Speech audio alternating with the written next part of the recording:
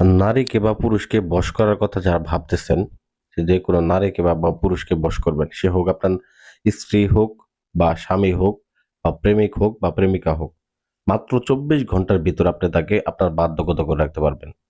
গল্প নয়, এটাই সত্যি। আপনি স্ক্রিনের ভিতরে একটা নকশা দেখতেছেন, শুধুমাত্র এই নকশার পাওয়ারেই ওই ব্যক্তিটাকে আপনি বশ করে 24 ঘন্টার মধ্যে বশ করে আপনার গোলাম বানিয়ে রাখতে পারবেন। তো কিভাবে কাজ করবেন পূর্ণাঙ্গ নিয়ম আমি বলে দেব। ভিডিওটা প্রথম থেকে শেষ পর্যন্ত দেখবেন। তো প্রথমত একটা কথা বলে নেই, তান্ত্রিকের পিছনে যারা ইউটিউবের মধ্যে ঘুরতে ঘুরতে অতিষ্ঠ হয়ে গেছেন তাদেরকে বলি।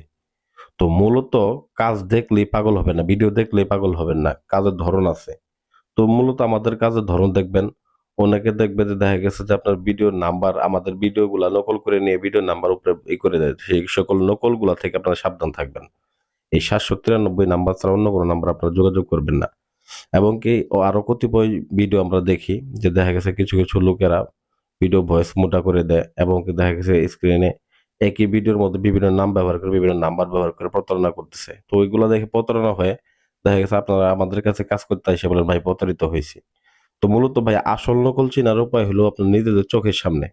তো স্ক্রিনের ভিতরে আমরা যে সকল যে কাজগুলা করি আপনার হাতে নাতে কাজ, কিছু কিছু কাজ হাতে নাতে করে দেখায় দিই, এরকম ভাবে কেউ করে দেখাবে না।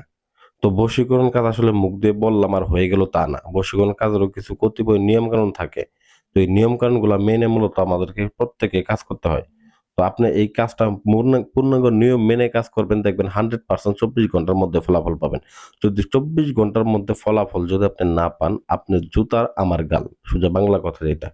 খোদার কসম করে বললাম এই কাজটা এতটুকু পাওয়ারফুল আমি কয়েকবার করেছি। খোদার কসম, যারা মুসলমান আছেন, যদি মুসলমানের বাচ্চা হয়ে থাকেন তাহলে এই বিদ্যাটার প্রতি বিশ্বাস রেখে কাজ করবেন।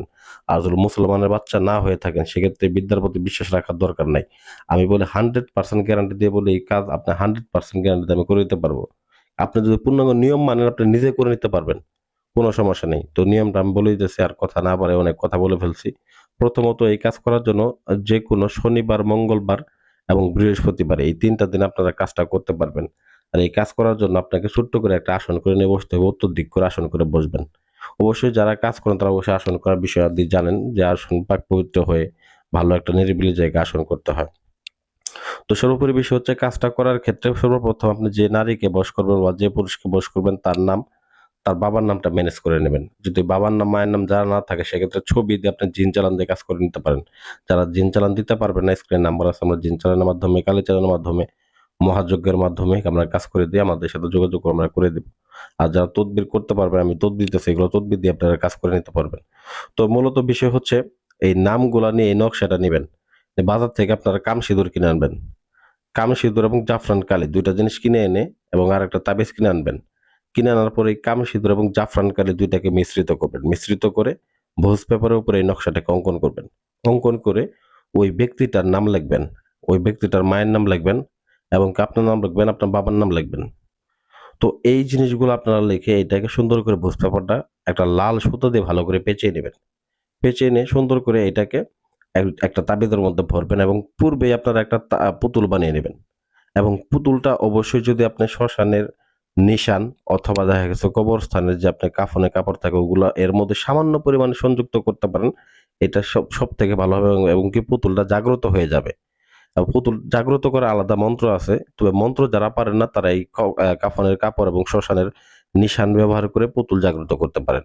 এছাড়াও পুতুল সাধারণ কাপড় দিয়ে বানিয়ে পুতুলটাকে আপনি মন্ত্র পাঠ করে জাগ্রত করে দিলেই সেই পুতুলই আপনার কাজ করে দেবে।